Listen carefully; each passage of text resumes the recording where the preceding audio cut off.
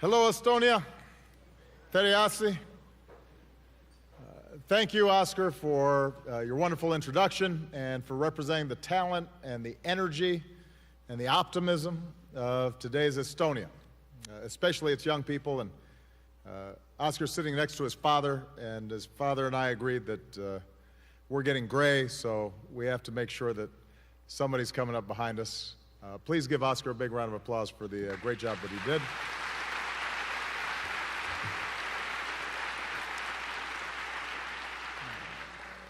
To President Ilves and distinguished guests, to the people of Estonia, it is a great pleasure to be with you in this historic city, in this beautiful land. I thank you for the incredible hospitality that you've shown me today. I understand the weather is always like this. My only regret is that I missed this summer's Laulopito, and I'll try to come back next time and catch it. I bring with me the friendship of the American people, and I'm honored to be the first President of the United States to deliver an address like this to the people of Estonia. I just had the opportunity to meet once again with the presidents of all the Baltic states, and I thank President of Latvia and Lithuania for being here. We are joined by friends from throughout the region, and I want to say a special welcome to everyone watching this out in Freedom Square. And I'm especially pleased to see so many young people here today, because like Oscar, you are fulfilling the dream that your parents and grandparents struggled for but could only imagine, and that is living your lives in free and independent and democratic Baltic nations. That dream of freedom endured through centuries of occupation and oppression. It blossomed into independence only to have it stolen by foreign pacts and secret protocols. It survived the mass deportations that ripped parents from their children. It was defended by forest brothers in their resistance, and sustained by poets and authors who kept alive your languages and cultures. And here in Estonia, it was a dream that found its most eloquent expression in your voices. On a grassy field not far from here, when Estonians found the courage to stand up against an empire and sing, "Land of my fathers, land that I love." And Heinz Vogt, who's here today, spoke for the entire singing revolution when he said, "One day, no matter what, we will win."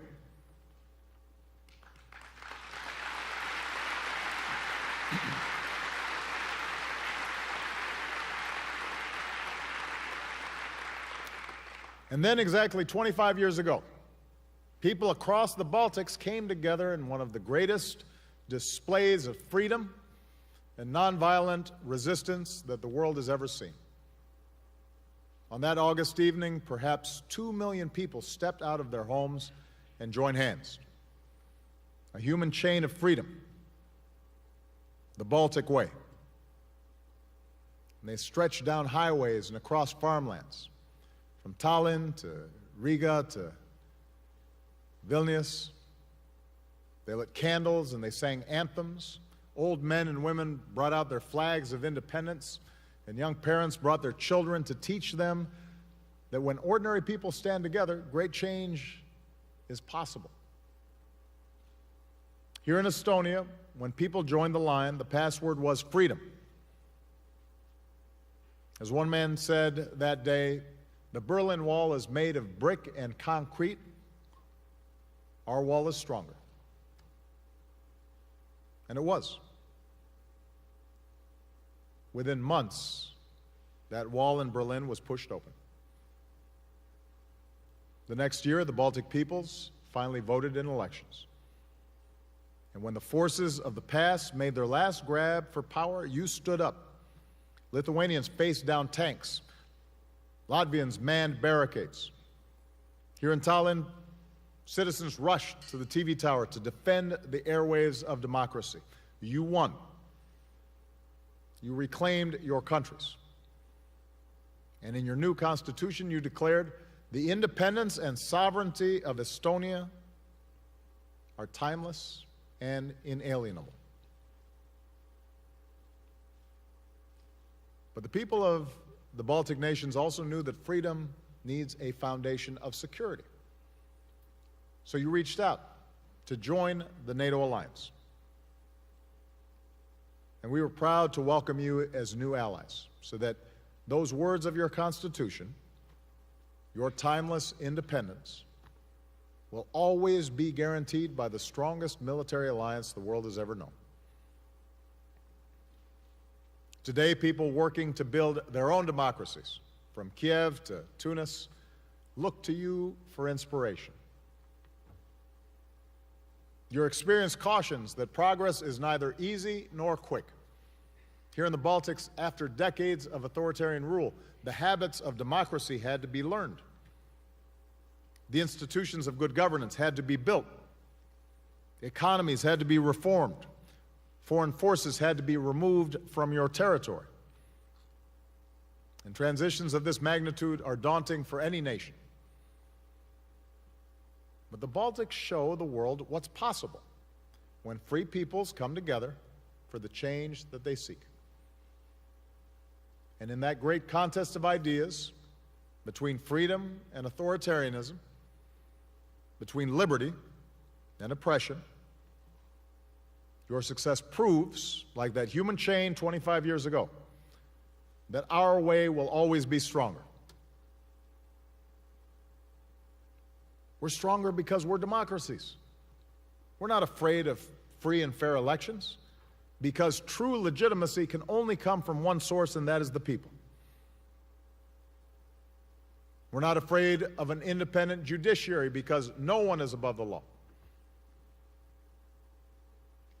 We're not afraid of a free press, or vibrant debate, or a strong civil society, because leaders must be held accountable. We're not afraid to let our young people go online to learn and discover and organize, because we know that countries are more successful when citizens are free to think for themselves. We're stronger because we embrace open economies. Look at the evidence. Here in Estonia, we see the success of free markets, integration with Europe, taking on tough reforms. You've become one of the most wired countries on earth, a global leader in e-government and high-tech startups. The entrepreneurial spirit of the Estonian people has been unleashed, and your innovations, like Skype, are transforming the world. And we're stronger because we stand together. This year we celebrate the 10th anniversary of the Baltics and NATO. A decade ago, skeptics wondered whether your countries were up to the task, and today they need only look at our training exercises, where our troops grow even stronger together, shoulder to shoulder. They can look at Afghanistan, where our forces have sacrificed together to keep us safe, and where in just 3 months, the largest operation in NATO history will come to an end as planned. There is no doubt the Baltics have made our alliance stronger. And your progress reflects a larger truth. Because of the work of generations, because we stood together in a great alliance, because people across this continent have forged a European Union dedicated to cooperation and peace, we've made historic progress towards the vision we share, a Europe that is whole and free and at peace. And yet, as we gather here today, we know that this vision is threatened by Russia's aggression against Ukraine. It is a brazen assault on the territorial integrity of Ukraine, a sovereign and independent European nation. It challenges that most basic of principles of our international system, that borders cannot be redrawn at the barrel of a gun, that nations have the right to determine their own future. It undermines an international order where the rights of peoples and nations are upheld and can't simply be taken away by brute force. This is what's at stake in Ukraine. This is why we stand with the people of Ukraine today.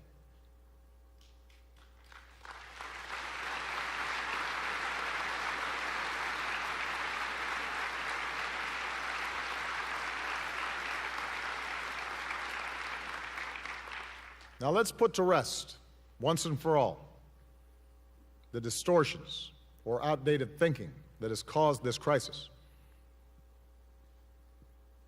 Our NATO alliance is not aimed against any other nation.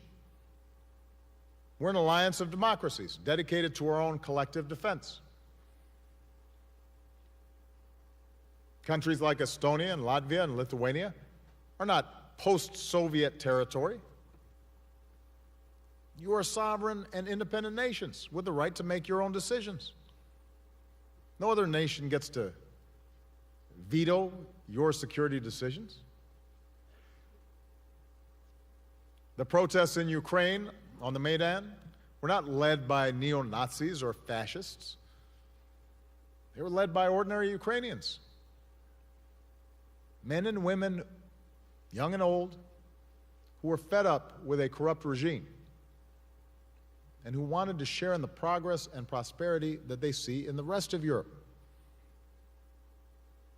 And they did not engage in an armed seizure of power. After an agreement was brokered for constitutional reform, the former president then abandoned his office and Parliament endorsed new elections. So that today Ukrainians have a new democratically elected president. And I look forward to welcoming President Poroshenko to the Oval Office this month. He was chosen by the people of Ukraine. It was not the government of Kiev that destabilized eastern Ukraine. It's been the pro-Russian separatists who are encouraged by Russia, financed by Russia, trained by Russia, supplied by Russia, and armed by Russia. And the Russian forces that have now moved into Ukraine are not on a humanitarian or peacekeeping mission. They are Russian combat forces with Russian weapons in Russian tanks. Now, these are the facts. They are provable. They're not subject to dispute. As a result of state-run propaganda, many Russians have become convinced that the actions taken by their government is strengthening Russia.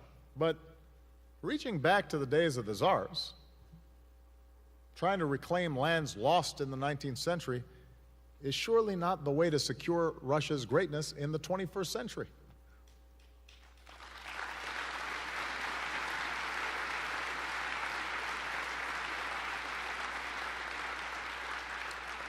It only shows that unrestrained nationalism is the last refuge of those who cannot or will not deliver real progress and opportunity for their own people at home. Let's also be clear where we stand. Just as we refuse to accept smaller European nations being dominated by bigger neighbors in the last century, we reject any talk of spheres of influence today.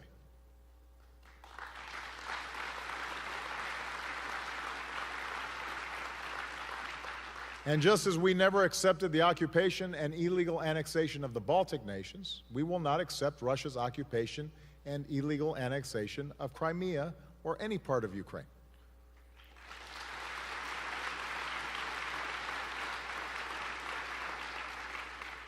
As free peoples, as an alliance, we will stand firm and united to meet the test of this moment.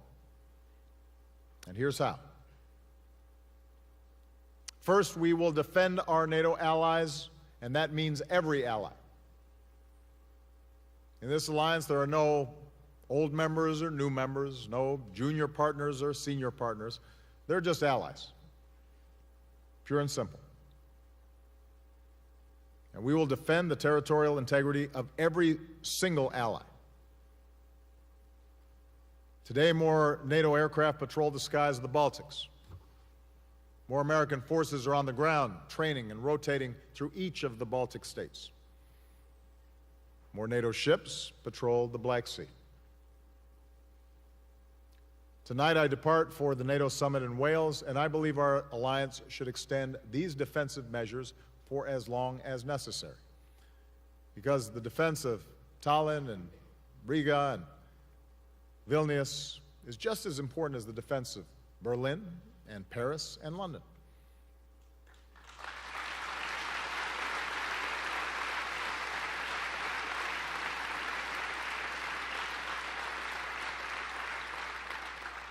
During the long Soviet occupation, the great Estonian poet, Maria Under, wrote a poem in which she cried to the world, "Who'll come to help? Right here, at present, now." And I say to the people of Estonia and the people of the Baltics, today we are bound by our treaty alliance. We have a solemn duty to each other. Article 5 is crystal clear. An attack on one is an attack on all. So if, in such a moment, you ever ask again, who'll come to help, you'll know the answer. The NATO alliance, including the armed forces of the United States of America, right here, present, now.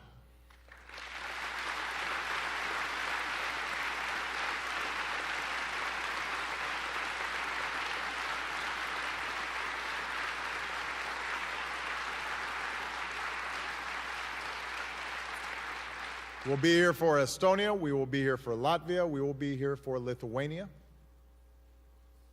You lost your independence once before. With NATO, you will never lose it again.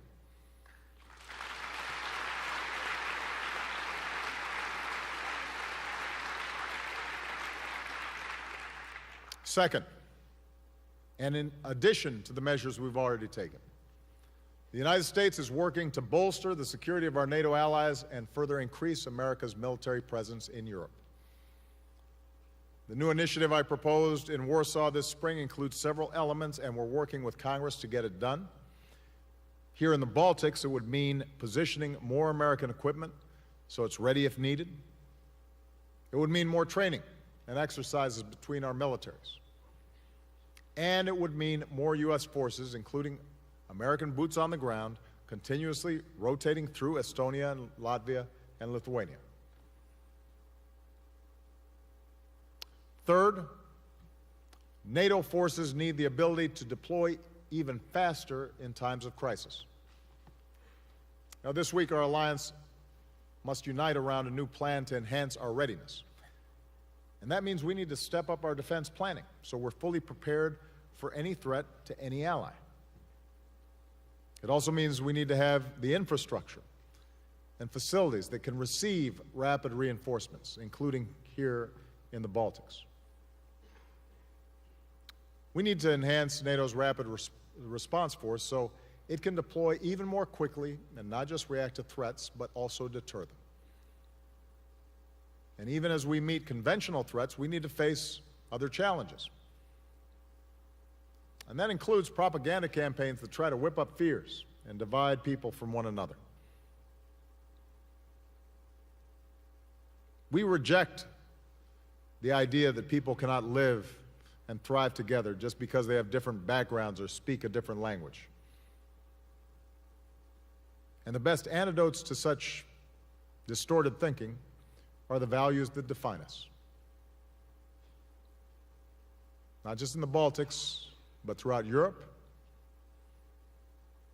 We must acknowledge the inherent dignity and human rights of every person, because our democracies cannot truly succeed until we root out bias and prejudice, both from our institutions and from our hearts. We have to uphold a free press and freedom of speech, because in the end, lies and misinformation are no match for the truth. We have to embrace open and inclusive societies because our countries are more successful and more prosperous when we welcome the talents of all our people, including minorities. That's part of the work that we must do. That's the example we must set. Fourth, even as we keep our country strong at home, we need to keep our alliance strong for the future. And that means investing in the capabilities like intelligence and surveillance and reconnaissance and missile defense. And here in Europe, nations need to do more to spur the growth and prosperity that sustains our alliance. To its great credit, Estonia stands out as an ally that contributes its full share, its full 2% of GDP, to the defense of our alliance. And Latvia and Lithuania have pledged to do the same. So this week, that's worth applause.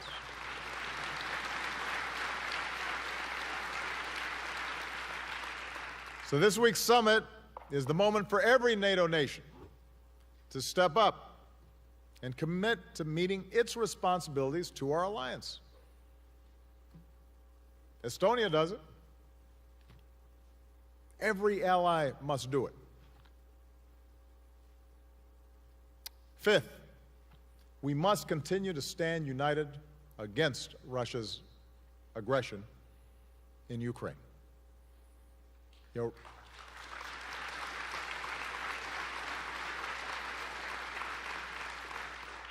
Keep in mind that repeatedly President Putin has ignored the opportunity to resolve the crisis in Ukraine diplomatically.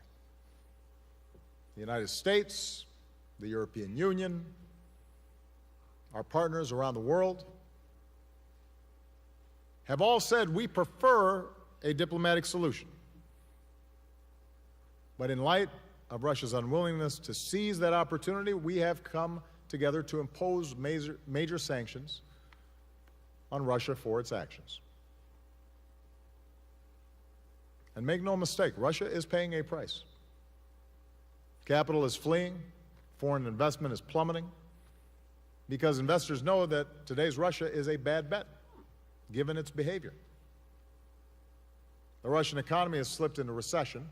Its energy production, which is the engine of the Russian economy, is expected to drop. Its credit rating is near junk status. The ruble just fell to an all-time low. In short, Russia's actions in Ukraine are weakening Russia. Russia's actions are hurting the Russian people. And it doesn't have to be this way. We have no interest in weakening Russia. It's a nation with a rich history and a remarkable people. We do not seek out confrontation with Russia. Over the past 2 decades, the United States has gone to great lengths to welcome Russia into the community of nations and to encourage its economic success. We welcome a Russia that is strong and growing and contributes to international security and peace, and that resolves disputes peacefully with diplomacy. And in contrast to Russia's isolation and economic woes today, that path, which would include a stable and prosperous Ukraine whose sovereignty is respected, would also ultimately result in greater success and opportunity and respect for Russia. That path remains available to Russia. That path will deliver truer progress for the Russian people. But it's a path that starts by Russia changing course and leaving Ukraine so that Ukrainians can make their own decisions. And I have no doubt that one of their decisions would be to have strong relations with not just Europe, but also with Russia. But it has to be freely chosen. And this brings me to the final area where our nations have to come together in our steadfast support for those who reach for their freedom. And yes, that includes the people of Ukraine.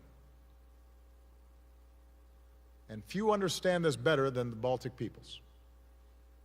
you know from bitter experience that we can never take our security and liberties for granted. We want Ukrainians to be independent and strong and able to make their own choices free from fear and intimidation. Because the more countries are free and strong and free from intimidation, the more secure our own liberties are. So the United States will continue to help Ukraine reform, to escape a legacy of corruption and build democratic institutions, to grow its economy, and like other European nations, diversify its energy sources, because no country should ever be held hostage to another nation that wields energy like a weapon.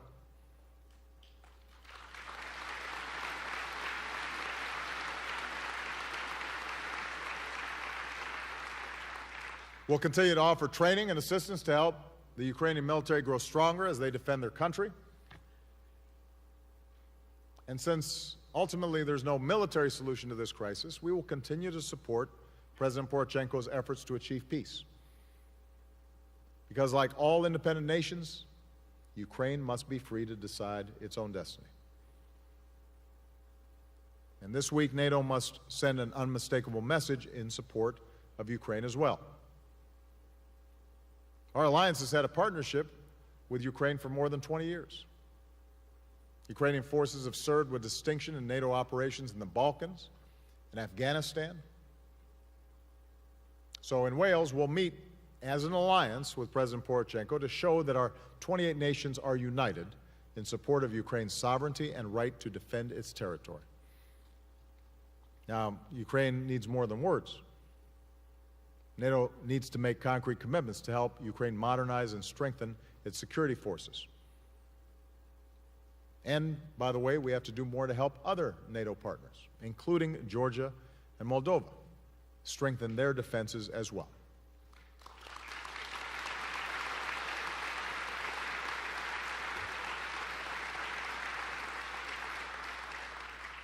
And we must reaffirm the principle that has always guided our alliance.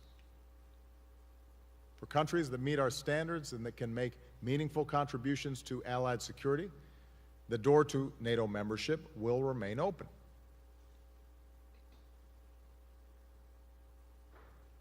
So this is a moment of testing. The actions of the separatists in Ukraine and Russia evoke dark tactics from Europe's past that ought to be consigned to a distant history. Masked men storming buildings, soldiers without flags slipping across the border. Violence sending families fleeing and killing thousands, including nearly 300 innocent men, women, and children from all across Europe and around the world when that airliner was shot out of the sky. In the face of violence that seems intractable and suffering that is so senseless, it is easy to grow cynical and, I think, tempting to give in to the notion that peace and security may be beyond our grasp. But I say to all of you here today, especially the young people, do not give in to that cynicism. Do not lose the idealism and optimism that is the root of all great change.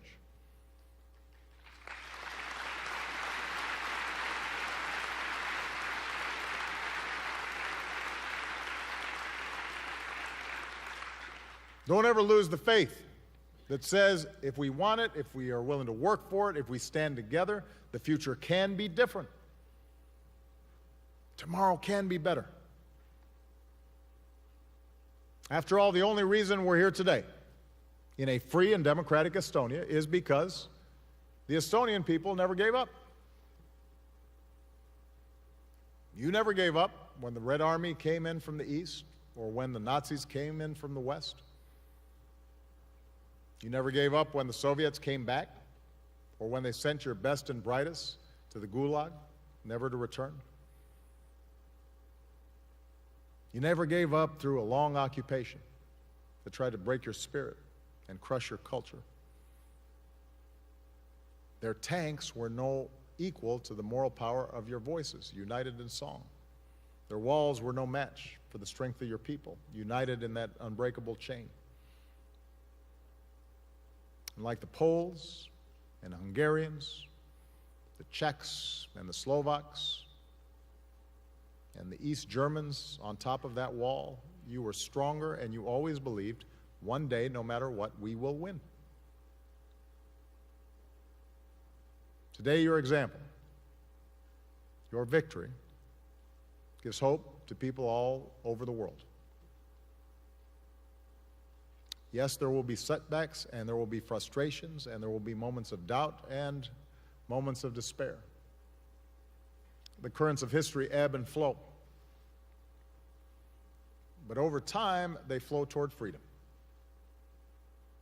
More people in every corner of the earth standing up and reaching to claim those rights that are universal. And that's why, in the end, our ideals are stronger. And that's why, in the end, our ideals will win. Dignity will win, because every human being is born equal with free will and inalienable rights. And any regime or system of government that tries to deny these rights will ultimately fail, and countries that uphold them will only grow stronger. Justice will win, because might does not make right. And the only path to lasting peace is when people know that their dignity will be respected and that their rights will be upheld. And citizens, like nations, will never settle for a world where the big are allowed to bully the small. Sooner or later, they fight back.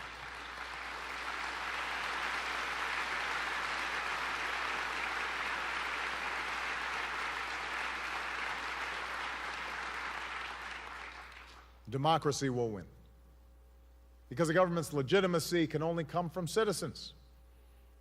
Because in this age of information and empowerment, people want more control over their lives, not less. And because more than any other form of government ever devised, only democracy, rooted in the sanctity of the individual, can deliver real progress. And freedom will win. Not because it's inevitable, not because it is ordained, but because these basic human yearnings for dignity and justice and democracy do not go away. They can be suppressed. At times they can be silenced. But they burn in every human heart, in a place where no regime can ever reach, a light that no army can ever extinguish.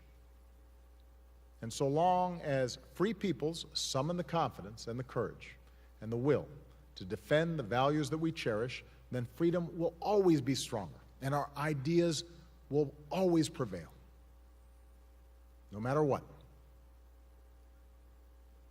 Thank you. And long live our great alliance. Thank you very much. Thank you.